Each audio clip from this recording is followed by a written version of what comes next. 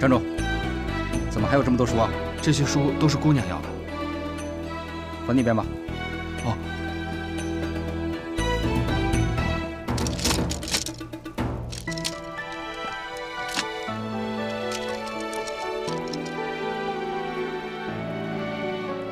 哎，姑娘看书好快呀。对啊，一目十行。先下去吧。哦。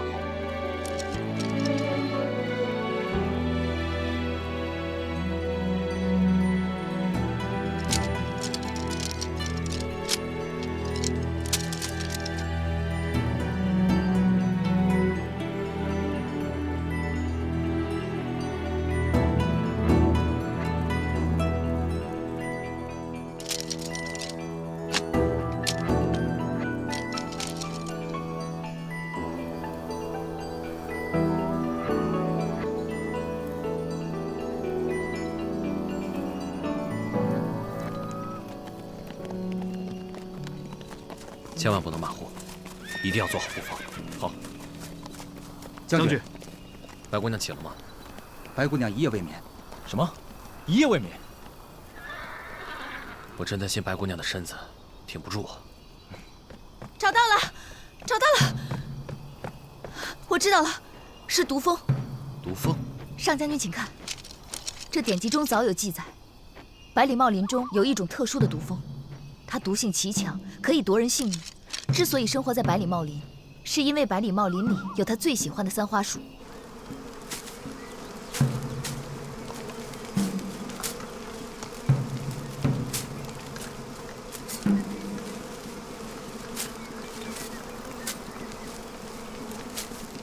三花树毒液可以引发毒蜂狂性，用其汁液熬药饮用，却可以解毒。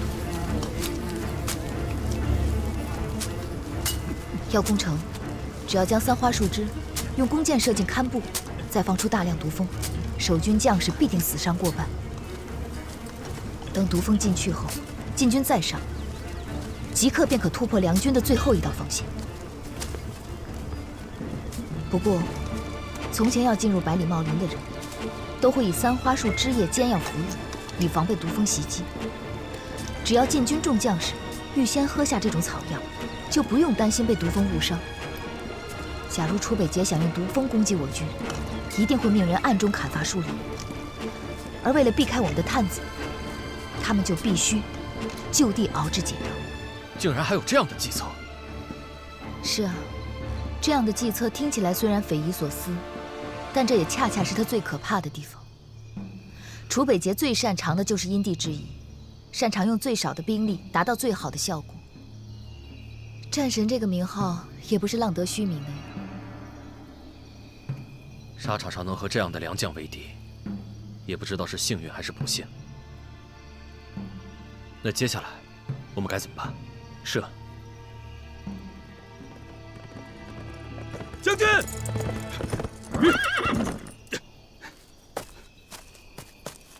启禀上将军，末将已经查过了百里茂林，发现晋军在里面砍三花树枝熬药。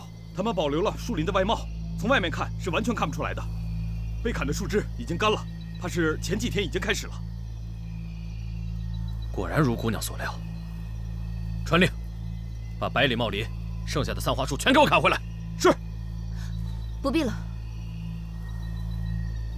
熬制三花树枝只需要1天半的时间。若是他们从前天就开始砍树的话，恐怕早已经完工了。天已经快亮了。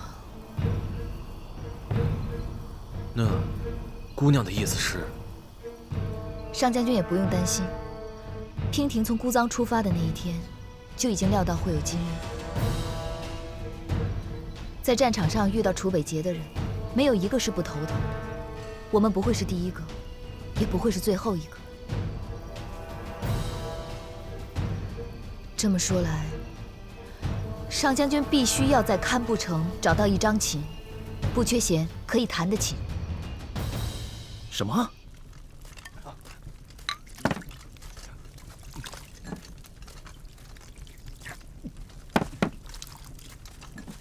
每个人都喝啊！是。好，那都喝了。是。不然会被毒蜂蛰的。是。喝完之后去那边取剑。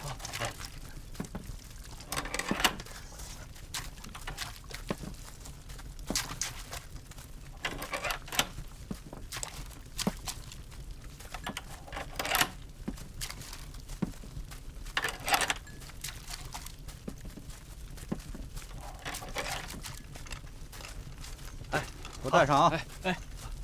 来，你的。好，记住了啊，一定要听号令使用，明白吗？记住了啊！下一个，来，快！给我一个，快拿好，带上。好，这个，来，好，拿着，来。王爷，毒蜂性情凶猛，一旦攻击起来，恐怕连白姑娘都不能幸免。你真的要这样做吗？把剩下的解药都带上吧。不过我想应该用不上。昨夜梁军的探子入林侦查，说明他已经猜到了我的计策。只要他能猜出来，就一定能阻挡。既然他敢来堪布城，娉婷不会让我失望。王爷，时辰已到。我已经很久没有像现在这样热血沸腾，满心期待。今天一定是特别的一天。堪布攻城一役，即将成为我永生难忘的一役。我志在必得。出发！是。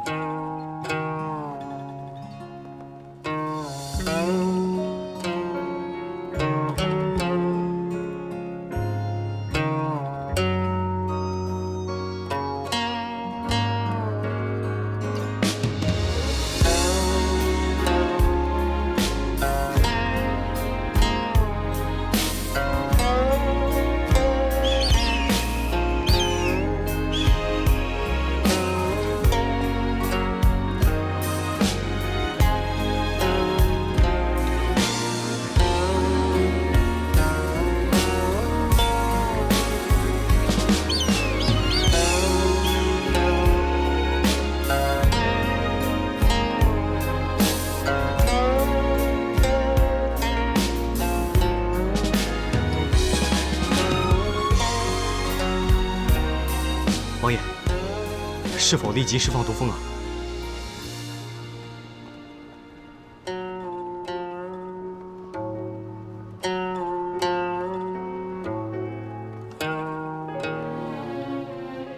暂缓。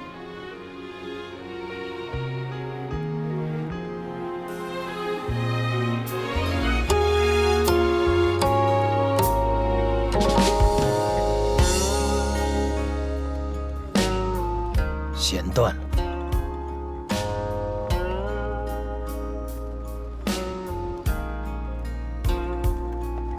王爷，这是第2根了。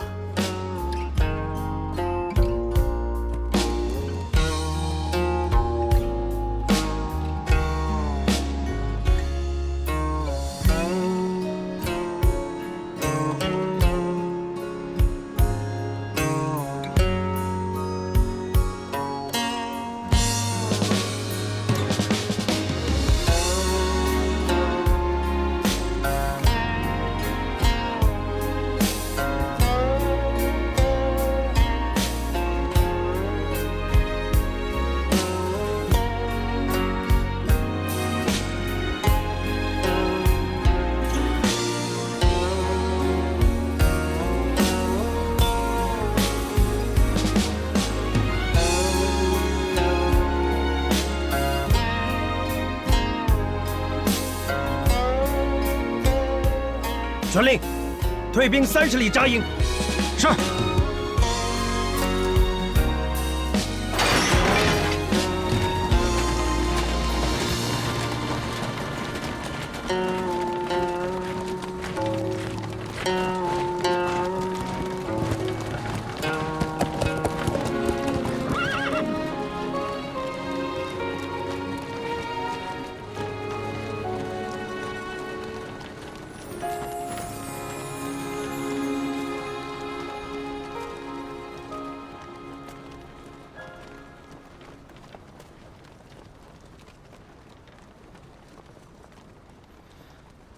这就是你的御敌良策吗？则隐活腻了吗？居然命你一人出现在我数万大军面前。我不在的时候，你就任凭他们这么糟蹋你吗？王爷，娉婷才是这一场仗的主帅，和泽隐将军没有任何的关系，又何来糟蹋一说呢？再说了，不管计策的好与坏，只要能让王爷退兵，就是好策。娉婷这不是做到了吗？攻心之计，胆大妄为。若是王爷真的在众目睽睽之下用毒蜂之计害死了娉婷，那恐怕就会激起梁军最后的热血。到时候，就算你们能拿下堪布城，城中的所有军民，恐怕都会让你们伤亡惨重的。再说了，若是梁国百姓知道我一介女流之辈，为了保护堪布城而被你残忍杀害的话，想必梁国所有的百姓和将士都会奋起反抗的。哀兵之勇，王爷，你要比我更清楚吧？如果激起了一国人民的热血，就算有再强的兵，怕是王爷也镇不住。所以你就以身犯险。若不是王爷剑走偏锋，娉婷也不会出此下策。确实是下策。你在逼我退兵的同时，也对全天下通告了我楚北节的致命伤。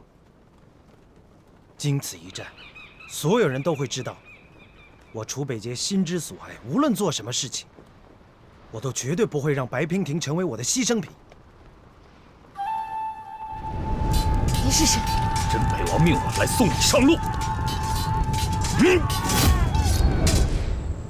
不会让我成为牺牲品。娉婷原以为王爷之言句句真心，没想到也只能付之一笑。王爷如此哄我，难道是因为怕输吗？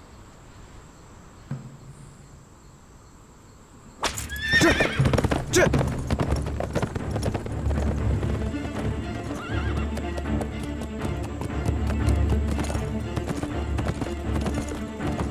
本王问你，晋梁大战与你何干？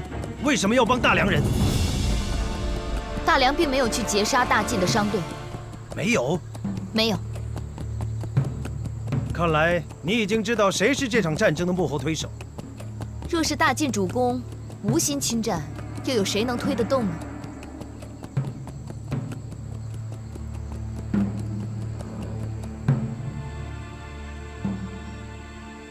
我们各为其主，立场不同，我也不逼你。这一局你赢了，我输给你3个时辰。下一次，我一定会来亲手生擒你。娉婷一定会竭尽全力，不让王爷失望的。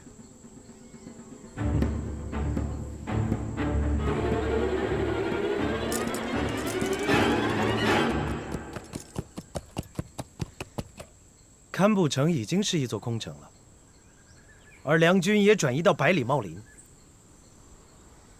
你的空城计已经唱完了，还一个人留在这里干什么？这里离百里茂林不近，上马吧，我送你一程。多谢王爷好意，不用了，娉婷自己会走。3个时辰之后，我们才是敌人。到时候我可不会手下留情。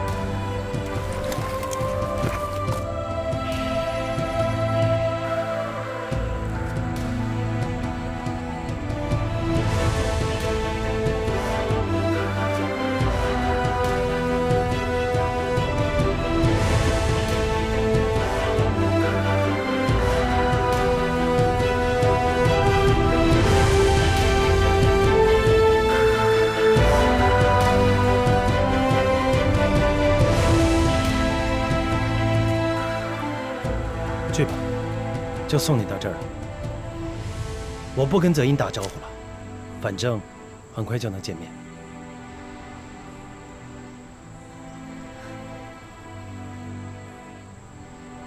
怎么这么看着我，舍不得？还是想跟我一起走？我只是在想，你是我遇到过的最可怕的敌人，完全看不透你心里到底在想什么。我的心对你完全敞开，就看你愿不愿意进来看看。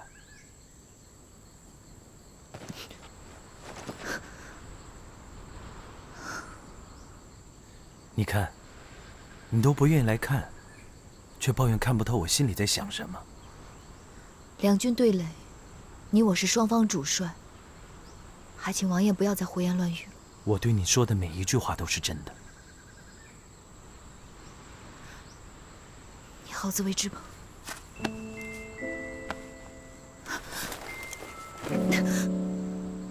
放开！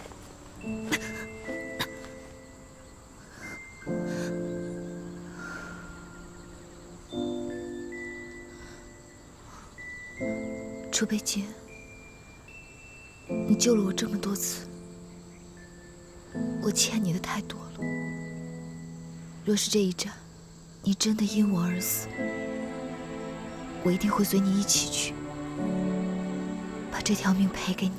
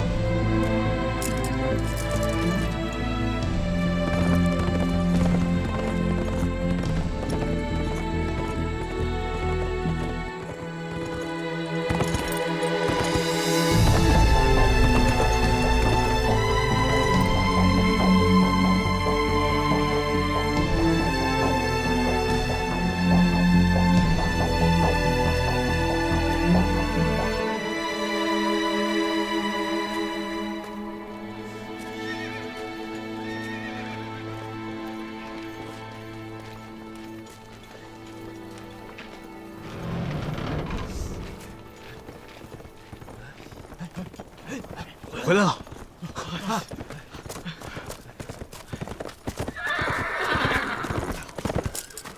王爷，你可算是回来了。刚才白姑娘那招真是太险了。假如王爷出手，岂不给世人留下用毒物加害手无寸铁女子的印象吗？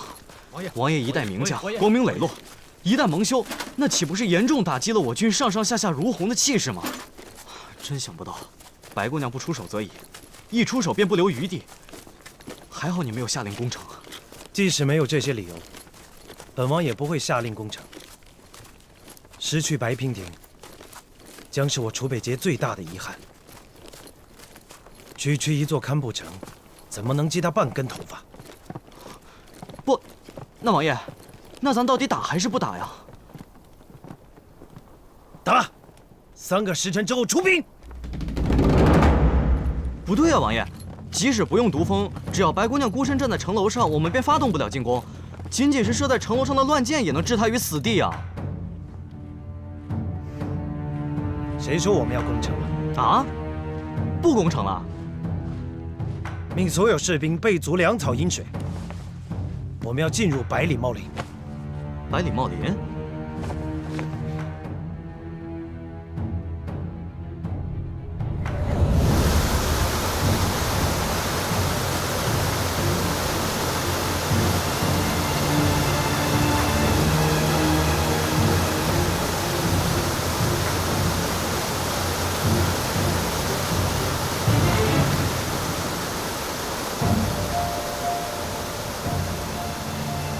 漠然，如果换成了你是梁军主帅，你会怎么应对晋军？王爷，行军打仗在外扎营，向来都选择靠近河流小溪的地方。为了方便士兵战马取水饮用，会抢先站稳水源，在水中下毒，让敌军失去战斗力。之后再利用山林掩护，分拨游击，阻止我军上山。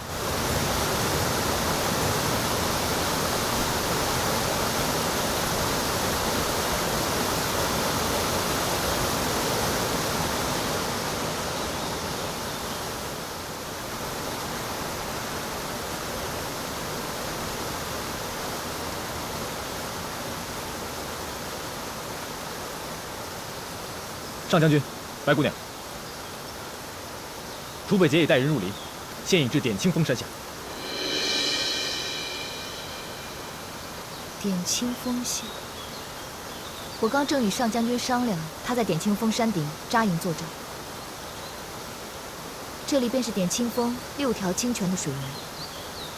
若寒将军，你现在立刻派人去山腰处，在这6条清泉中下毒，断了敌军的水源。白姑娘好计策。楚北捷初入百里茂林，对当地的地势并不了解。我们在他们弄清楚之前，先在水中下毒，一旦断其水源，他们一定支撑不了多久。到时候无法找到无毒的水源，怕是军中只会奄奄一息，军心涣散。到时候我们在天色的掩护下率军杀入，也让楚北捷尝尝我们大梁男儿的厉害。点清峰是百里茂林的制高点，也是山中所有水系的源头。梁军率帐定会驻扎在山顶，传令下去，禁止任何人饮用山间泉水。战争，战的是人，算的是心。我这一招啊，若是用在别人的身上，定能成；可若是用在楚北捷的身上，我也没有几分把握。姑娘，为何用在别人身上可以，用在楚北捷身上就不行了？只因为他是楚北捷啊。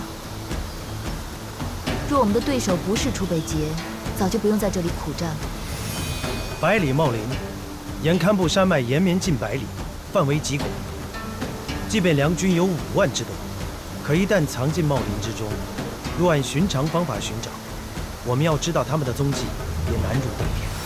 楚北捷思虑周全，他初来堪布，就在百里茂林吃了我一次亏，之后就立刻想到用百里茂林来反攻，还想到了用毒蜂攻城这个计策，害我们险些中计。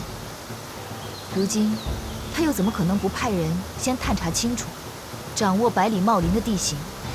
漠然，你将我军兵力分为6支，互为养护，互通信息，分别沿点清峰的6条水脉建立营地，但不能扎营。梁军必定会派探子在外游弋，我们只需要在他们面前出现，他们就会主动来袭，等蛇出洞，给他一个迎头痛击。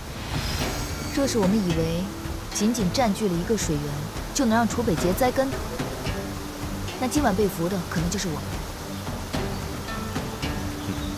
姑娘说的对，是我们想的太少了。将军，还请你立刻派几拨人出去探查敌军在哪里扎营，一旦有消息就立刻汇报。越是在这个时候，我们就越是要仔细小心。王爷，这是诱敌之计，风险也未免太大了吧？即便我军沿着河流建造营地，这也只是在撞运气，更不可能知道他们在短时间内会攻击我们。王爷，此计最适合与敌军周旋，但是我们的粮草和饮水都很有限，一旦耗尽，岂不是正中敌人的下怀吗？王爷，为什么不速战速决？如果能不战而速决，岂不更好？不战速决？除此之外，我军还应该派出小股的队伍，在山林里四处散开，去搜索敌军的踪迹。一旦发现敌营，就从四面八方开始骚扰，这样也可以模糊敌军的视线，让他们不知道我们到底在哪里扎营。在骚扰之下，也可以让敌军分身乏术，以拖延时间。我们已经切断了敌军的水源，再加上这样的拖延战术，此战便已胜了大半。若寒明白。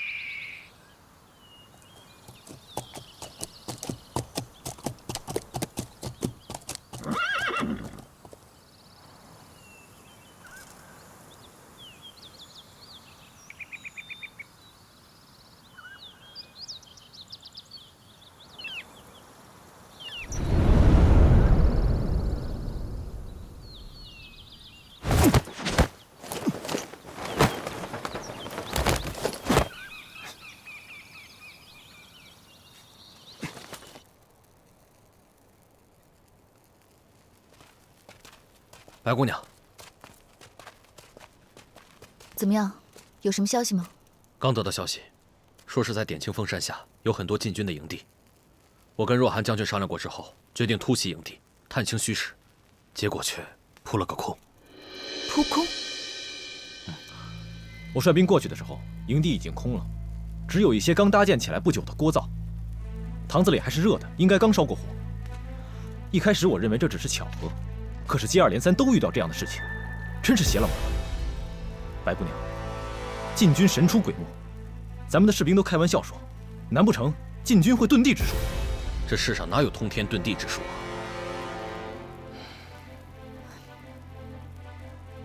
不对。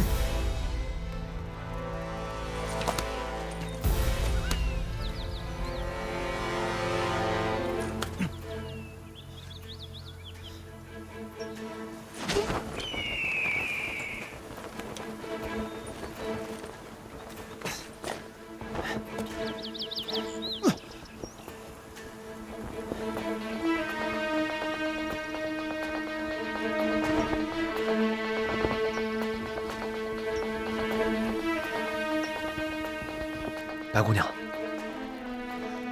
他们一定是在掩护谁？掩护？掩护？道理很简单，若他们真的是在安营扎寨，而我们又是突袭，他们不可能事先得知跑得这么干净，这分明就是诱敌周旋之计。白姑娘的意思是，禁军不打算跟我们交锋，而是在跟我们周旋。正是。楚北捷不想与我军正面交锋，可他们的手里又没有了洁净的水源，只有粮食，他们也撑不了多久。拖延对敌军来说并非上策，除非他们是在声东击西，吸引我们的注意力。他们到底是在掩护谁呢？